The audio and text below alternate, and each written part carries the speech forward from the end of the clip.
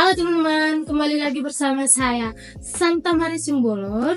Kali ini saya bakal ngebahas tentang sosok legendaris seorang filsuf politik atau pakar politik. Siapa lagi kalau bukan Aristoteles. Kali ini saya juga tidak sendirian karena saya bakal ngebahas tentang Aristoteles bersama seorang wanita cantik dan ceria, dan dia juga anak Venus. Siapa lagi kalau bukan? Halo semuanya, halo Kak. Perkenalkan, nama aku Teresita Situmorang. Aku salah satu mahasiswa di Universitas Bina Nusantara. Dan pada kali ini, aku akan menemani kakak cantik ini untuk membahas Aristoteles. Oke, sebelum ke sana nih ya Kak ya, biar nggak terlalu deg-degan banget gitu kan, perjalanan dari rumah ke sini agak lancar atau macet Kak? Apalagi tadi kan pasti ada panas atau gimana gitu. Untuk perjalanan ke sini, puji Tuhan ya, Tuhan melancarkan perjalanan tadi. Dan kalau untuk cuaca, memang Jakarta lagi panas banget ya hari ini ya. Dan jarak dari rumah menuju lokasi ini juga lumayan dekat, jadi tidak terlalu banyak halangan lah selama di jalan gitu. Oke, karena sekarang kita bakal ngebahas tentang Aristoteles sedikit pembahasan tentang Aristoteles. Aristoteles ini adalah seorang murid dari Plato. Dia juga seorang guru dan yang muridnya bernama Alexander, dan dia juga seorang pemimpin politik, dan yang mana nanti kita bakal bahas secara tuntas bersama kakak cantik ini. Pertama-tama saya bakal menanya nih Kak, Aristoteles itu menurut kakak bentuk pemerintahan yang ideal menurut dia seperti apa? Jadi kalau dalam pemerintahan, Aristoteles itu membagi sistem politik dan kekuasaan menjadi 3 bentuk utama.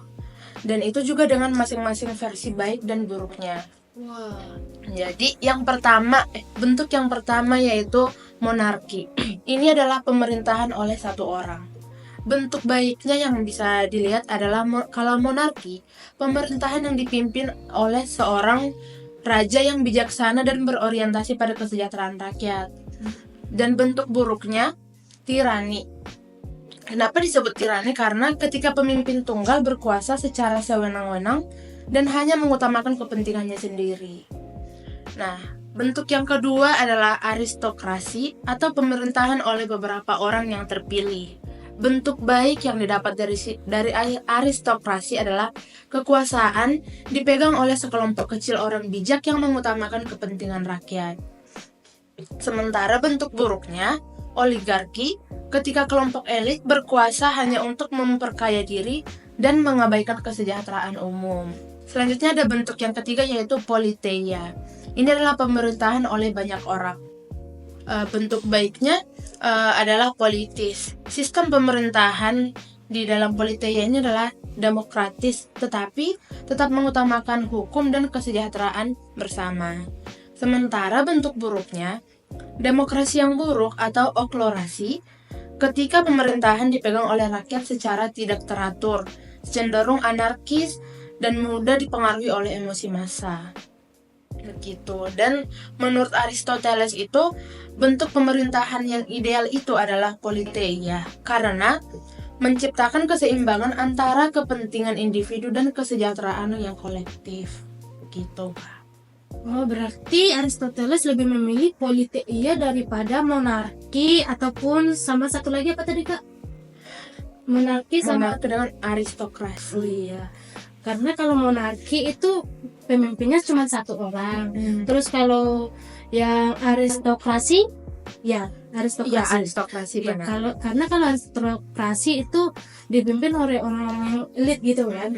Oh iya, karena belum tentu kalau orang-orang yang elit memikirkan rakyat. Memang ada sebagian yang memikirkan rakyat, tapi ada juga pasti banyak yang memikirkan kepentingannya sendiri, yang bisa mungkin mengakibatkan korupsi seperti itu mungkin. Iya, benar. Baik nih Kak, kita tentang politik nih ya. Untuk kita ngomongin tentang etika, Aristoteles juga kita kan bakal bahas itu juga. Bagaimana etika Aristoteles tentang hubungannya dengan politik? Oke, kalau membahas etika, jadi bentuk politik itu menurut Aristoteles itu nggak bisa dipisah dari yang namanya etika. Pemimpin itu harus mempunyai kebajikan moral seperti adil, jujur, dan berani, dan juga memiliki kebijaksanaan praktis. Dia juga mengenalkan konsep keadilan distributif dan korektif. Itu adalah dua hal yang menurut saya masih sangat penting ya, dan sangat relevan kalau kita lihat dengan kondisi hukum yang terjadi pada saat ini di negara kita. Berarti harus adil, jujur, dan berani gitu ya Kak. Berarti kalau dia nggak adil atau dia nggak berani, nggak usah jadi pemimpin gitu ya kan? Tidak bisa ya kan?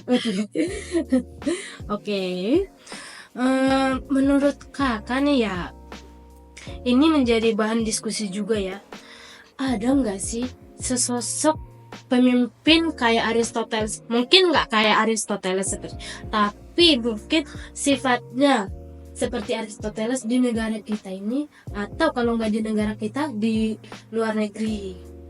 Oke, mungkin yang pertama dari luar negeri ya. Kalau dari luar negeri tuh saya merasa kalau Angela Merkel itu cocok ya. Seperti agak mirip dengan Aristoteles karena dia tuh bersikap rasional, bijak, dan gak suka cari sensasi. Dan dia juga suka memikirkan rakyat. Dan kalau dari Indonesia, saya pribadi suka menyebut Gus Dur. Mungkin teman-teman pasti tahu Gus Dur ya. Beliau ini mungkin gak sempurna, tapi beliau memiliki kebajikan moral, nilai pluralisme, serta berani mengambil keputusan demi rakyat. Dan meskipun dia nggak sepopuler yang lain, tapi tentu nggak ada yang 100% mirip banget dengan Aristoteles. Kita cuma bisa menilai dan dari seberapa dekat nilai-nilai itu diterapkan dalam kehidupan dia sehari-harinya begitu. Memang iya sih ya, seorang Gus Dur ini memang kepemimpinannya baik sih. Tapi bukan berarti kakaknya bilang Gus Dur yang lain tidak baik ya guys. Semuanya memang baik ya kak ya. Tapi kakaknya lebih memilih Gus Dur. Apalagi dia setia banget sama istrinya ya kak. Iya benar. Wah. Oke. Sedikit bocoran juga nih guys. Ternyata memang selain Aristoteles kepemimpinannya tentang politik, Aristoteles ini juga seorang guru yang mana sudah saya sebutkan tadi pas awalan podcast, dan dia juga seorang murid dari Plato. Dia ini juga selain politik, dia juga pintar banget dalam bidang pendidikan.